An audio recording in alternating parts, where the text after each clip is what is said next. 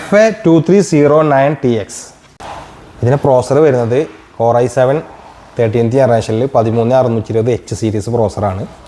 അതുപോലെ റാം വരുന്നത് 24GB റാമാണ്. അപ്പോൾ ഒരു സ്ലോട്ടിൽ 24GB ആണ്. നമുക്ക് എക്സ്ട്രാ ഒരു സ്ലോട്ടും കൂടെ ഉണ്ട് ആഡ് ചെയ്യാൻ. അതുപോലെ SSD വരുന്നത് 1TB ഉണ്ട്. അതൊരു എക്സ്ട്രാ ആഡ് ചെയ്യാനുള്ള സ്ലോട്ടും ഉണ്ട്. പിന്നെ ഇതിൻ്റെ മെയിനായിട്ടുള്ള ഹൈലൈറ്റ് ഇതിൻ്റെ ഗ്രാഫിക്സ് കാർഡാണ്. 8GB RTX 50 എന്ന ഗ്രാഫിക്സ് കാർഡാണ്. 200 വാട്ടിൻ്റെ ഒരു ചാർജറാണ് കമ്പനി ഇതിന് കൊടുത്തിട്ടുള്ളത്. അതുപോലെ TGB വരുന്നത് 80 വാട്ടാണ്. കോമനിൽ കിട്ടുന്ന അതേ പെർഫോമൻസ് നമുക്ക് ഗെയിംസിൽ ഇതിനകത്ത് കിട്ടുന്നുണ്ട്.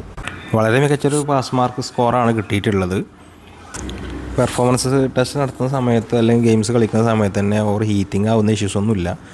ബ്ലാക്ക് മൊയ്ത്ത് വൂക്കോം ബെഞ്ച് മാർക്ക് റിസൾട്ട് വരുന്നത് 75 FPS ആണ്. ആവറേജ് 75 FPS, മാക്സിമം 92, ഏറ്റവും ലോ ആയി 67.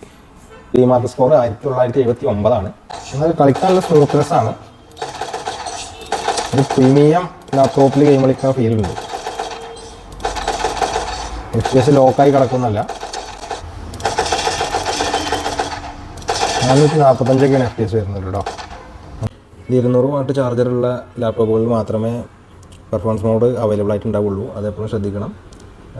ചാർജർ വാട്ട് കുറഞ്ഞ മോഡൽസുകളിൽ പെർഫോമൻസ് മോഡ് ഉണ്ടാവില്ല. പെർഫോമൻസ് മോഡ് കുറച്ചുകൂടി പവർഫുൾ ആയിട്ടുള്ള മോഡൽസിലേ ഉള്ളൂ. കുറഞ്ഞ മോഡൽസുകളിൽ പെർഫോമൻസ് മോഡ് ഉണ്ടാവില്ല. പെർഫോമൻസ് മോഡ് കുറച്ചുകൂടി പവർഫുൾ ആയിട്ടുള്ള മോഡൽസിലേ ഉള്ളൂ.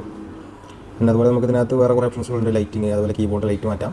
ഇത് 1RGB സോണാണ്. ഇതിൻ്റെ ഒരു പ്രൈസ് വരുന്നത് 1,50,000 ആ ലെവലിലാണ് ഇതിൻ്റെ പ്രൈസ് വരുന്നത്. നിങ്ങൾക്ക് ഏതെങ്കിലും ഗെയിമോ ഏതെങ്കിലും സോഫ്റ്റ്വെയർ അതിൽ റൺ ചെയ്ത് കാണണമെന്ന് ആഗ്രഹമുണ്ടെങ്കിൽ, ടെസ്റ്റ് ചെയ്യണമെന്നുണ്ടെങ്കിൽ ജസ്റ്റ് താഴെ കമൻറ്റ് ചെയ്താൽ മതി. അല്ലെങ്കിൽ എനിക്ക് പേഴ്സണലായിട്ട് മെസ്സേജ് അയച്ചാൽ മതി.